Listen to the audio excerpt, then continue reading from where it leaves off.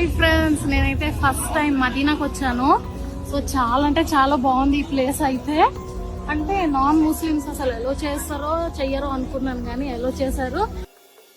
कैसे पहुंची एक हिंदू महिला मदीना? क्या वाकई अब हिंदुओं को इन धार्मिक जगहों पर जाने की परमिशन मिल गई है?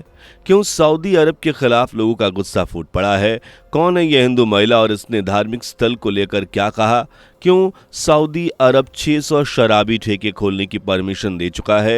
सबसे पहले शराब की दुकान कौन से शहर में खुलेगी?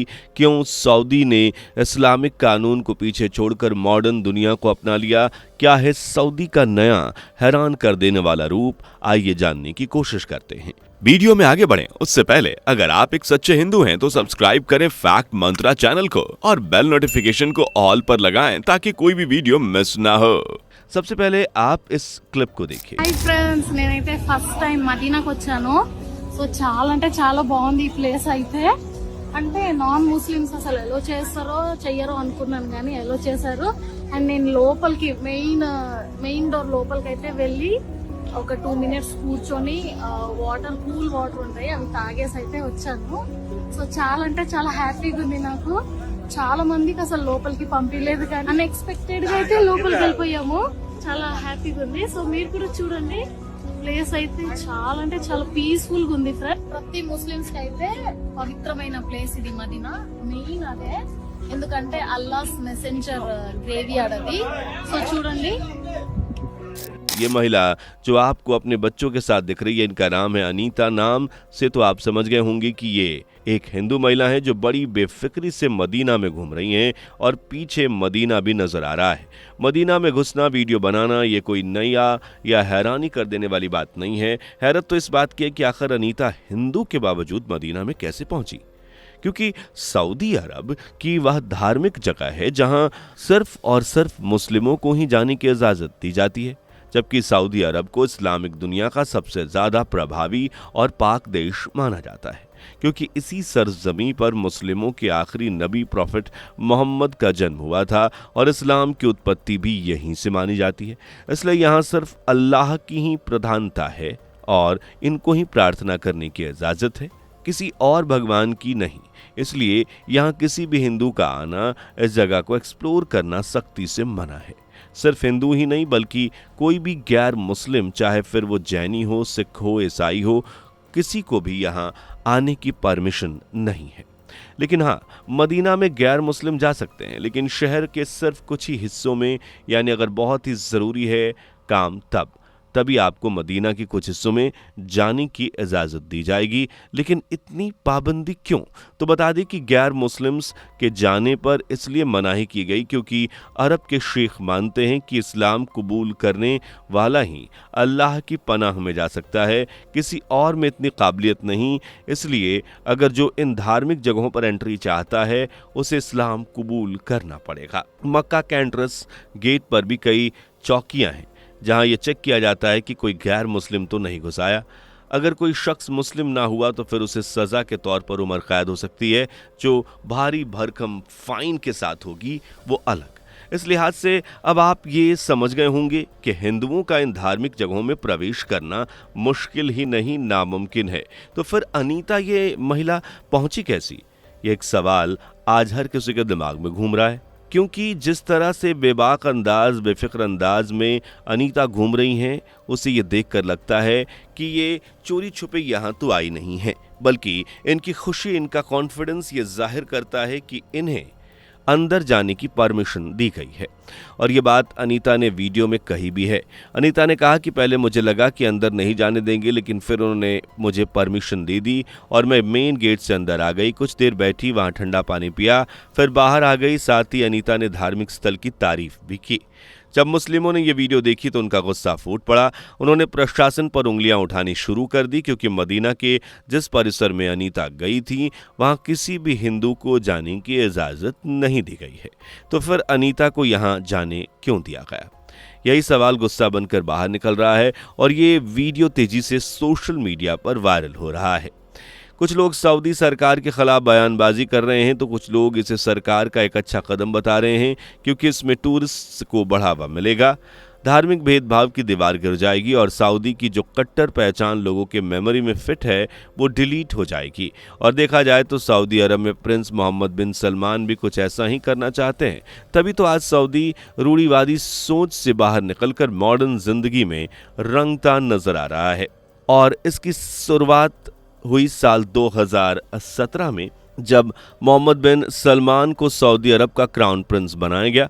उन्होंने अपने भतीजे मोहम्मद बिन नाइफ की इस पोस्ट को छीन लिया और खुद सऊदी अरब की देखरेख में लग गए। शुरू में तो सभी कट्टरवादी मुस्लिम देश मोहम्मद बिन सलमान के काम से बेहद खुश हुए, लेकिन जब उन्होंने देश को मॉडर्न बनाने के लिए एक के बाद एक क्रांतिकारी फैसले लिए तो रूढ़िवादी सोच रखने वाले मुस्लिम्स इनसे खफा हो गए। मोहम्मद बिन सलमान ने न सिर्फ देश को मॉडर्न बनाने का फैसला किया बल्कि महिलाओं को भी खुलकर जीने की आज़ादी दी। सऊदी अरब के कट्टर पुराने रूल के हिसाब से महिलाओं को ड्राइविंग करने की परमिशन नहीं थी।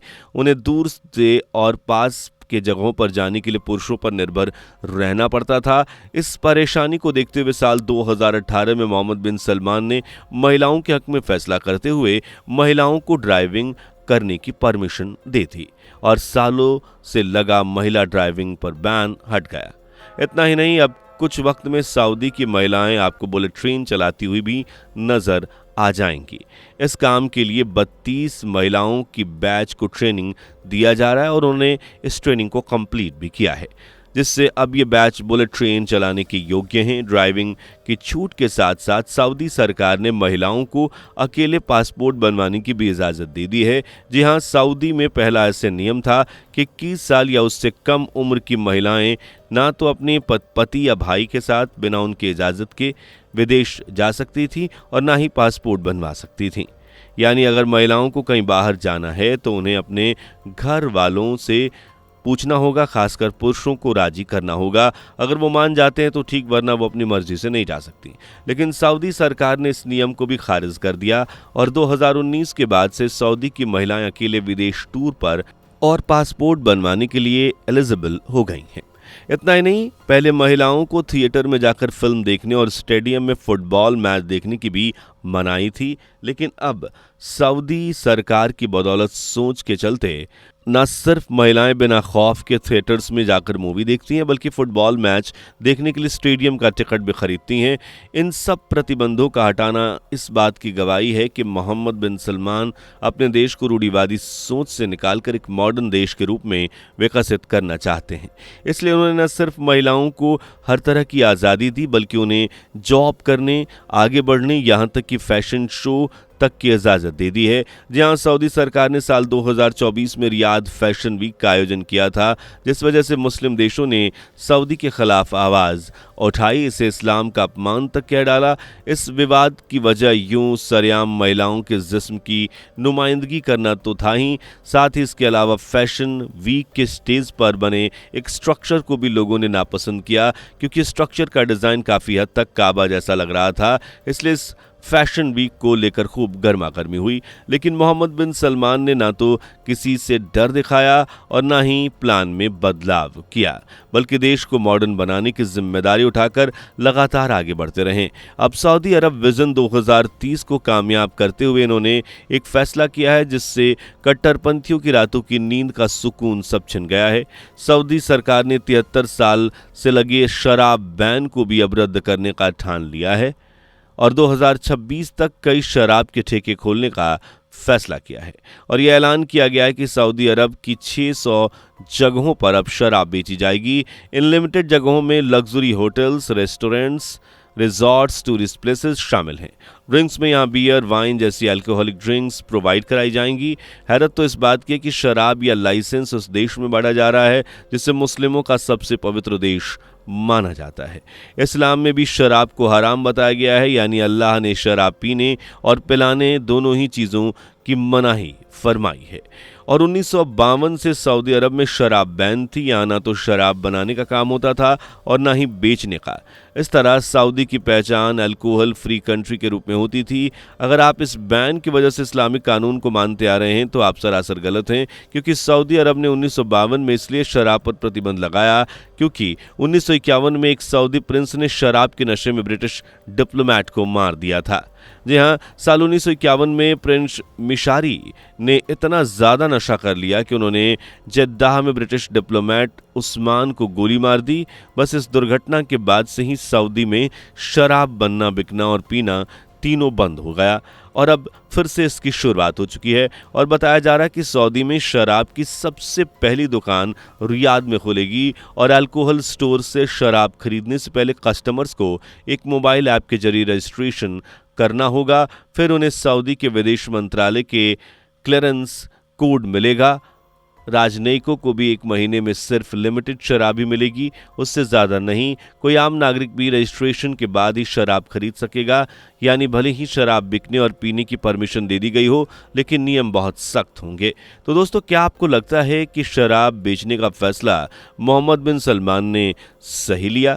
अपनी राय कमेंट में बताएं। वीडियो पसंद आई हो तो इसे लाइक और शेयर करें। साथ ही चैनल से जुड़े रहने के लिए चैनल को सब्सक्राइब और बेल आइकन को प्रेस करना ना भूलें। धन्यवाद।